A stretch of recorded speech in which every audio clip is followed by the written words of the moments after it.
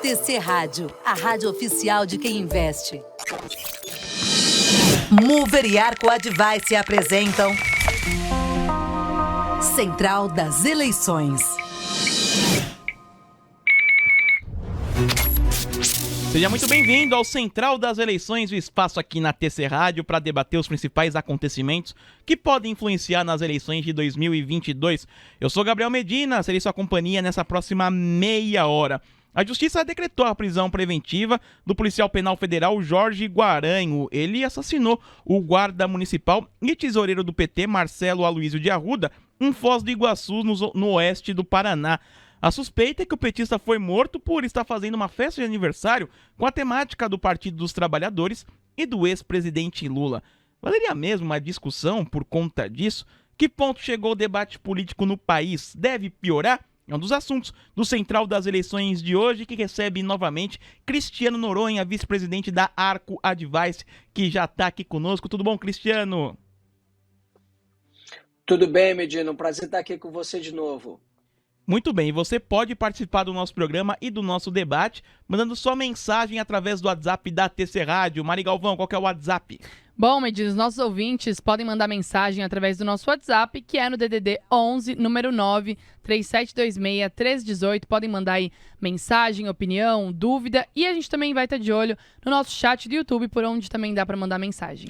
O presidente Jair Bolsonaro cobrou investigações na morte do guarda municipal Marcelo Arruda, ex-candidato a vice-prefeito na chapa do PT de 2020 em Foz do Iguaçu.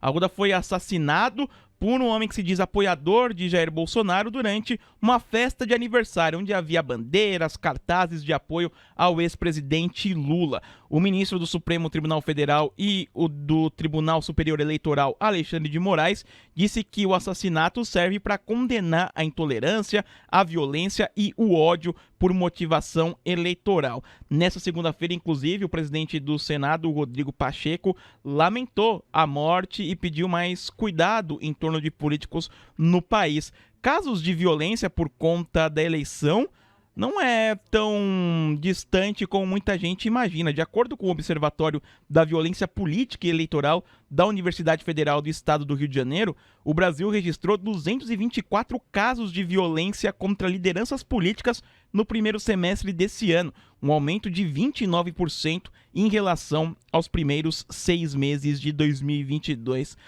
Cristiano, antes de debater sobre impactos que isso pode ter na campanha eleitoral, eu queria pedir a sua avaliação. Como que chegamos a esse ponto, Cristiano? Olha, Medina, a gente já tem visto vamos dizer assim, essa polarização, né, escalar e crescer bastante nas últimas eleições. O que a gente tem visto há um crescente nível de intolerância por preferências políticas já de um tempo para cá, né?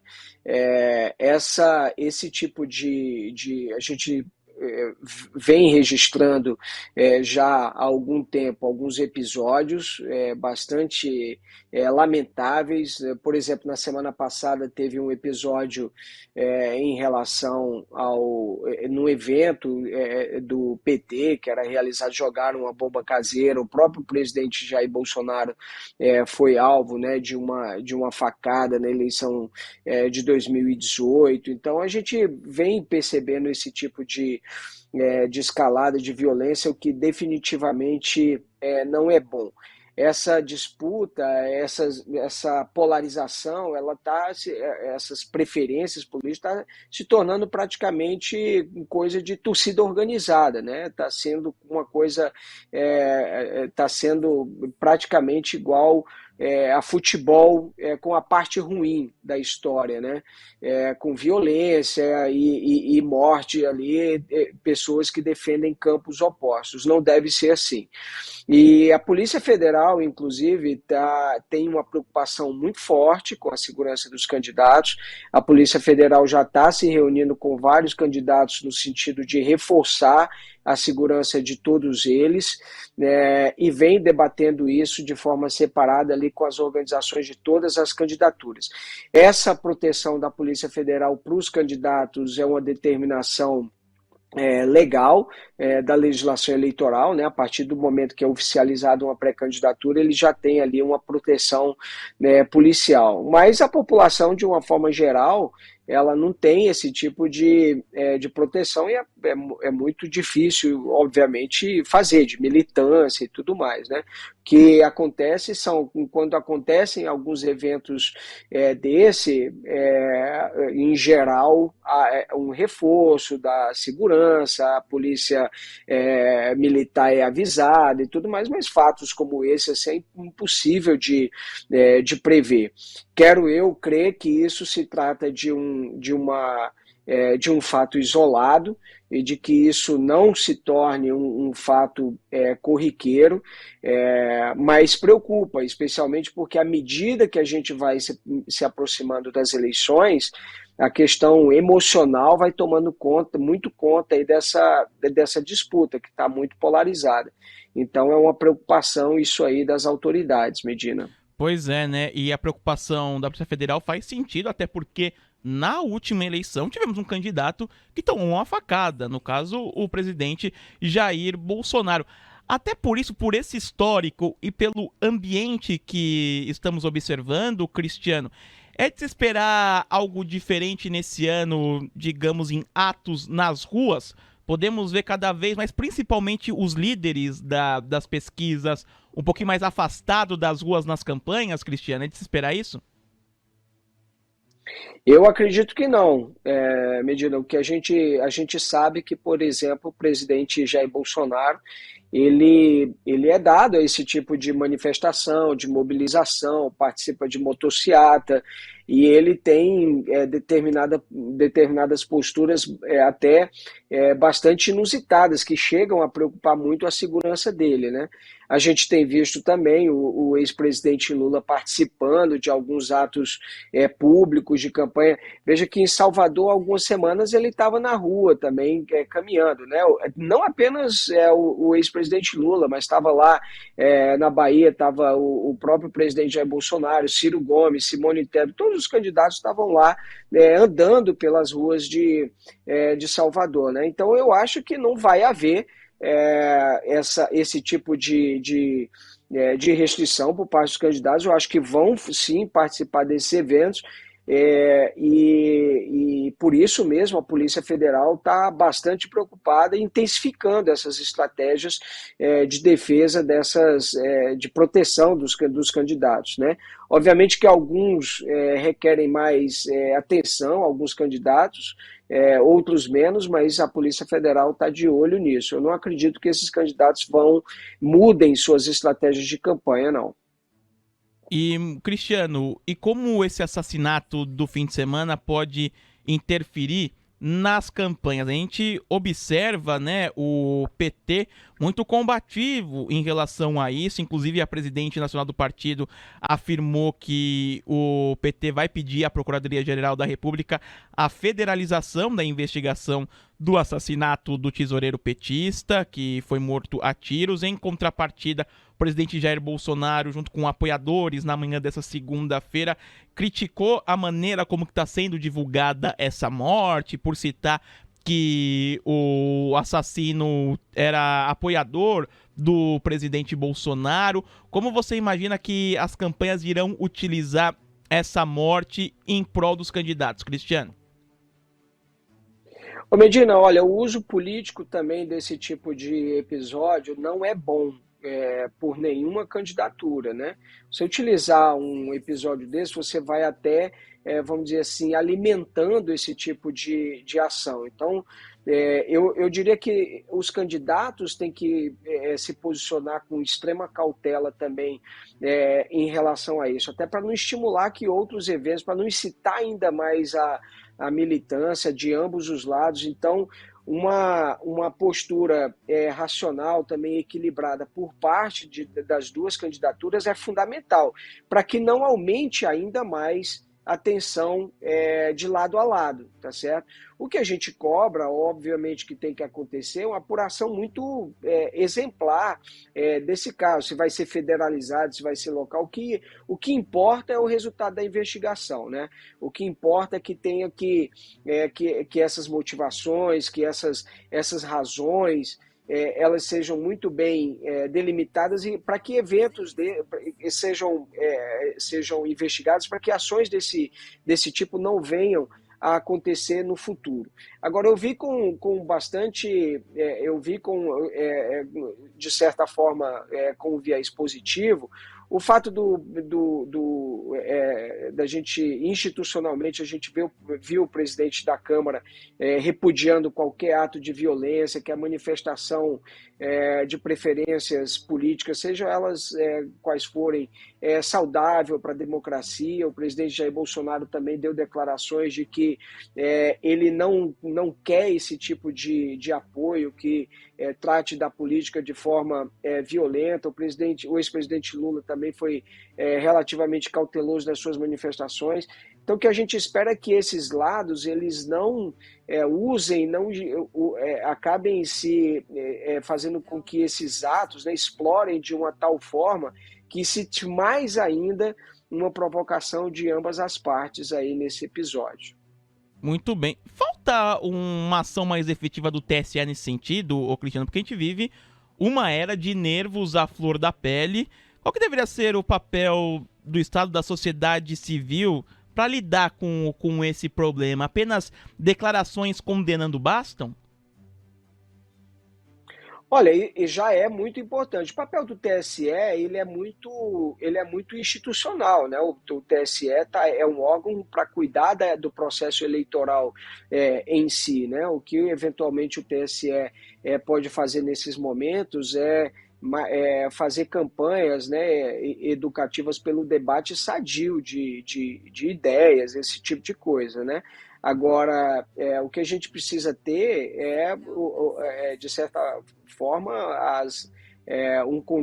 ali uma investigação, o trabalho da polícia, porque isso não é tarefa de um só, é tarefa que envolve aí vários setores. A gente precisa ter o cumprimento da legislação muito forte para evitar qualquer tipo de excesso de lado a lado. A gente precisa ter a polícia atuando para coibir, investigar e apurar esse tipo de crime. A gente precisa ter os candidatos também não estimulando e repudiando com veemência esse tipo de ato, né? A participação popular ela é importante da sociedade de uma forma geral para que a gente tenha debates civilizados, para que a gente tenha escolhas feitas dentro do que estabelecem a Constituição. Não podemos ali jamais tratar as pessoas com que pensam diferente da gente como um inimigo que merece ser aniquilado, que merece ser assassinado e tal. Isso não é democracia, senão a gente fica numa lei das selvas, senão a gente fica na lei dos mais fortes e quem sai perdendo com tudo isso é a democracia. Então não é uma responsabilidade de um ente só ou de uma instituição só, né? Isso acaba envolvendo o trabalho de vários órgãos do governo, da sociedade, de uma forma geral.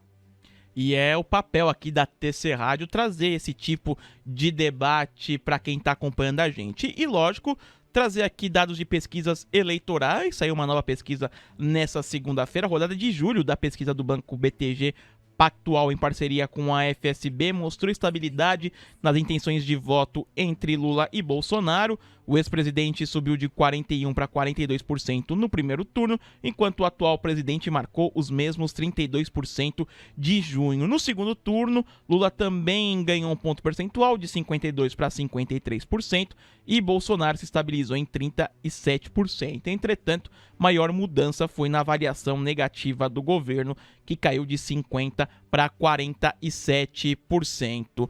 Ô Cristiano, logicamente que tendências a gente tem falado nos últimos programas seguem da mesma maneira, mas eu tenho visto muito de participações de você em outras mídias, citando o fato que, na sua visão, a eleição será definida por quem errar menos. Aí eu queria te perguntar, atualmente, quem que você acha que está errando menos ou os dois candidatos estão errando na mesma proporção? Medina, eu acho que os dois cometem erros, os dois candidatos. O presidente Jair Bolsonaro, ele comete alguns erros e também, na minha avaliação, ele deixa de aproveitar alguns momentos importantes para passar algumas mensagens positivas. Acho que o presidente Jair Bolsonaro, ele insiste ainda numa pauta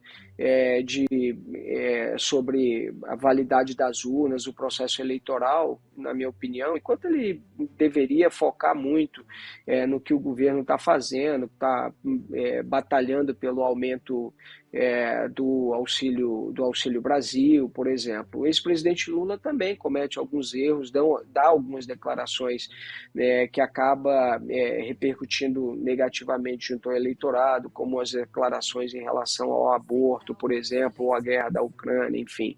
Então, os dois candidatos, eles cometem alguns deslizes, né? E é natural que eles cometam, sim, esses erros, mas é de fato isso. Olha que essa pesquisa que você citou, se você for olhar o percentual na pesquisa espontânea, 70% dos eleitores já escolhem o Lula ou o Bolsonaro, né? Na espontânea está 40% a 30%, então 70% já está definido. E é interessante quando você olha a consolidação de votos, porque só 14% dos eleitores do Bolsonaro dizem que podem mudar de voto, 15% do ex-presidente Lula podem mudar de voto. Se você olhar para os outros candidatos, como o Ciro e a Simone, esse percentual é da ordem de 50%, é mais de 60%, se eu não me engano, que podem mudar de voto, né? Então, são eleitores ainda com potencial de mudar voto. Então, quem errar menos tem chance de atrair esses eleitores desses candidatos que ainda que podem mudar, que são eleitores voláteis, né? Que são eleitores que ainda estão procurando uma alternativa, e a depender justamente da campanha, de quem errar menos, ele vai acabar optando por um ou por outro, né? Então, eu tenho dito isso também, vai ganhar as eleições para quem falar para fora de sua própria bolha, né? O ex-presidente Lula precisa falar para além da esquerda, e o presidente Jair Bolsonaro precisa falar para além da direita e dos conservadores, né? Quem conseguir atrair a maior parte do centro vai acabar ganhando essas eleições. Então, esses candidatos, eles precisam, na minha opinião, muito mais focar em determinadas agendas positivas, ressaltar esses aspectos positivos, do que eventualmente entrar em algum tipo de bola dividida, ou falar ou insistir naquelas pautas que já são, vamos dizer assim, que não fazem diferença, que só vai reforçar, na verdade, o eleitorado que ele já tem, não conversam com os segmentos de outros grupos eleitorais ou eleitores de outras correntes ideológicas, né? Mudar de assunto agora, porque inclusive pintou um urgente no painel Mover Pro sobre a sessão lá no Congresso, que estava discutindo a lei de diretrizes orçamentárias. O presidente do Senado, Rodrigo Pacheco, decidiu adiar a sessão no Congresso que votaria a LDO, isso porque as lideranças não entraram em acordo sobre a retirada da impositividade das emendas do relator. Não houve acordo sobre as emendas do relator geral do orçamento, a chamada RP9, e as emendas do relator da Comissão Mista do Orçamento, a RP8. As duas devem consumir 19 bilhões de reais do orçamento da União, e a discussão é se devem se tornar impositivas, ou seja, que obriga o governo a pagá-las. Pacheco convocou também uma reunião de líderes com o objetivo de buscar o acordo sobre a impositividade das emendas. O Pacheco, inclusive, marcou a nova sessão para as 10 da manhã dessa terça-feira. E isso, né, Cristiano, pode acabar adiando a votação da PEC dos benefícios, porque tem uma sessão na Câmara dos Deputados convocada ali por volta das 2 da tarde. Como que você está observando essa discussão em relação à lei de diretrizes orçamentárias e esse pequeno impasse que se criou por conta da retirada ou não da impositividade das emendas de relator? Olha, Medina, sem dúvida que o adiamento ele pode sim implicar na votação da PEC, né? Agora, tendo uma sessão marcada para as 10 da manhã, que na verdade começa às 11, a sessão da Câmara é convocada para as 14, nunca começa às 14, só começa às 16h30. Então, acho que não vai haver grandes traumas, vamos dizer assim, né? Mas isso reforça a expectativa de que é possível que a votação da PEC não seja necessariamente concluída na terça, mas possa ser concluída na quarta-feira, né? Já que a votação da LDO ficou para amanhã. Essa questão da impositividade das emendas, né, ela tem causado bastante, vamos dizer assim, polêmica no Congresso Nacional, é alvo de crítica da oposição, lembrando que, como há por parte da oposição uma expectativa de poder também no ano que vem, eles querem eliminar essa questão da emenda impositiva. Essa questão da emenda impositiva pode não necessariamente estar contida na LDO, mas quando o orçamento vier, os parlamentares podem incluir isso no orçamento. Então, eventualmente, se isso for retirado da LDO, ou se isso não for aprovado dentro da LDO, for retirado, isso não quer dizer que esse debate, essa discussão não volte quando o orçamento da União chegar ao Congresso Nacional, o que acontece no dia 31 de agosto, né? Então, esse adiamento ele pode ter alguma implicação para a votação da PEC, mas eu acredito que não inviabiliza. Já havia uma expectativa de que essa votação da PEC pudesse não ser concluída amanhã e pudesse levar 2 dias de votação, né? Então, a minha expectativa é de que a PEC seja aprovada em primeiro turno na terça-feira, no final do dia, e possivelmente na quarta-feira seja votado o segundo turno. Essas emendas do relator, para quem ainda não está familiarizado com esse termo, né, ficou popularmente conhecido como orçamento secreto, né, para 2022. Inclusive, isso assusta essa impositividade, ô Cristiano. As campanhas, né?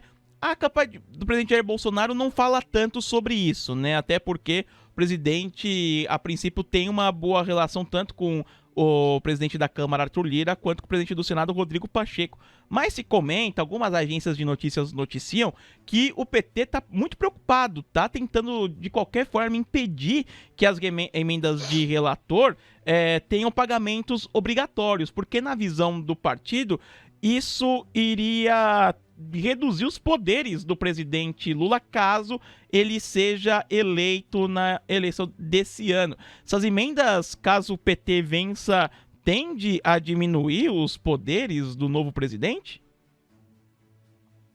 Medina, o Congresso ele tem aumentado muito a autonomia dele em relação ao Poder Executivo, né?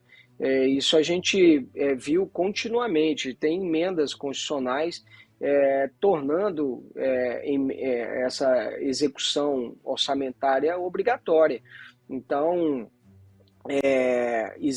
foi criada também depois disso a emenda de relator, que reforçou ainda mais isso.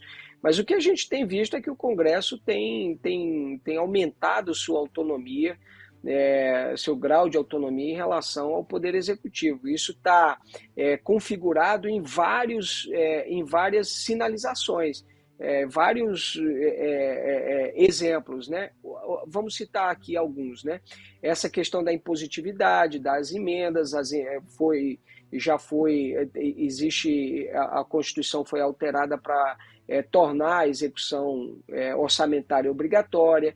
A quantidade de medidas provisórias que são alteradas pelo Congresso Nacional, algumas delas a Câmara, inclusive, o Congresso Nacional deixa, inclusive, vencer, a quantidade de vetos que são derrubados por parte do Congresso. Na semana passada mesmo, o presidente Jair Bolsonaro vetou 2 projetos de lei que destinavam recursos para o setor de saúde. O Congresso foi lá, derrubou esses vetos, com impacto de quase 7 bilhões de reais.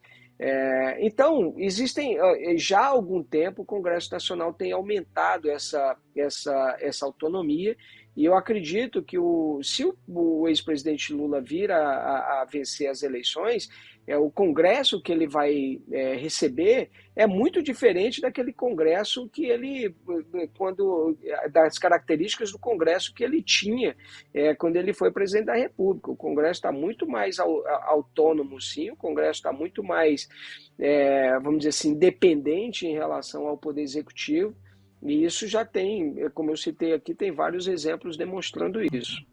Muito bem, alguns ouvintes comentando aqui o nosso programa, que o grafista fez 2 comentários em relação aos temas do Central das Eleições, né? Ele falou que o problema do uso da linguagem violenta feita por alguns candidatos é que ela desperta nas pessoas o pior instinto, comentando sobre o caso de Foz do Iguaçu, que foi tema da nossa conversa, e agora falando que os presidentes das casas legislativas parecem que viraram primeiros-ministros aqui no Brasil. Muito bem, só para trazer uma informação dessa segunda-feira, né, o presidente do Senado, Rodrigo Pacheco, ele afirmou também nessa segunda-feira que ele vai ter um encontro com o pré-candidato Lula.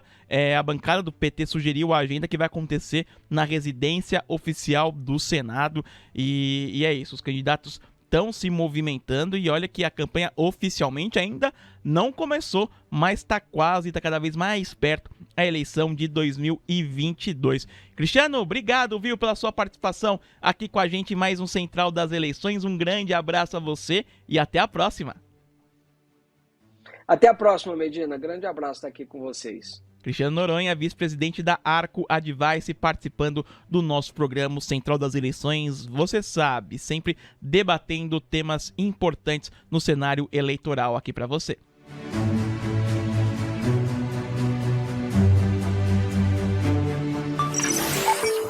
TC Rádio, a rádio oficial de quem investe.